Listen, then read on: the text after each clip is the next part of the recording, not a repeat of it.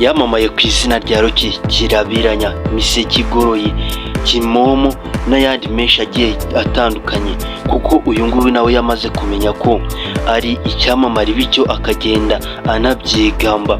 Rocky Kimomo afite amazina ababyeyi be bamwise, gusa tutaragera kuri ayo mazina cyangwa se ngo tugere ku babyeyi be birambuye, ndagira ngo ubanze ukore subscribe ubundi ukande ku nzogera.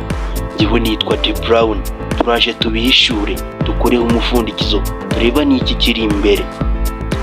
Amazina ye nyakuri bamwita Uwizeye Marco, yavutse ku babyeyi babiri aribo Gerard Nzamurambaho ndetse n'umugore bita Imakire. Uyu Rocky Kimomo yavutse ku itariki 24 Kanama 1999. Uyu Rocky Kimomo yize ibijyanye n'ikoranabuhanga kandi yakaba yarabyize mu kigo cyitwa Saint Joseph. Ikindi kandi uyu Rocky Kimomo yavukiye ahazwi nko ku Muhima ndetse akurira mu Gatsata. Uyu kandi Rocky Kimomo mbere yuko ashinga kampani ye yitwa Rocky Entertainment, yabanje guhabwa akazi na kampani yitwa African Movie Market, dore ko ariho yatangiriye kariyeri ye yo gusobanura. Amaze gutangirira ahangaha, Rocky yarakunzwe cyane bituma nawe abona ko agomba gukora ibye. Avuye muri kampani yari yaramuhaye akazi, yahise ashinga kampani ye ishingiye mu kwamamaza ubukerarugendo n'ibindi, ayita Rocky Entertainment.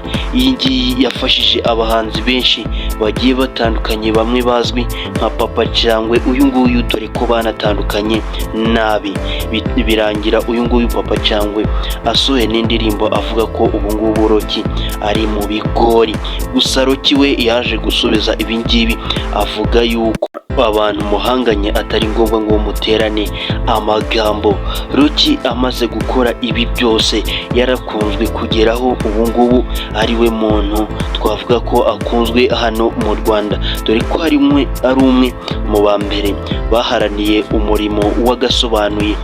Hari igihe kimwe Federasiyo ya Sinema yaje kwemeza ko agasobanuye kagomba kuvaho, barangiza abagakora bagashaka iyindi mirimo.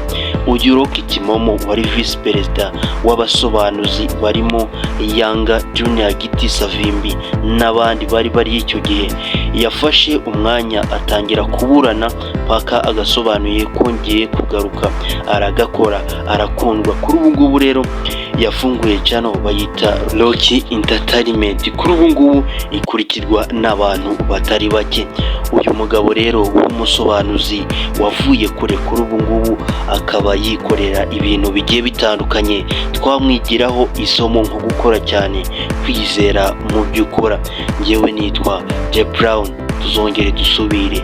Yari amateka ya Rocky, menya bukunda uko bazamutse, icyabazamuye n'uburyo babikoze, maze bakubera urugero.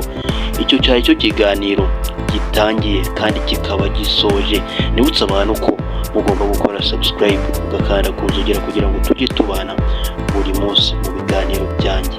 Murakoze, twibuke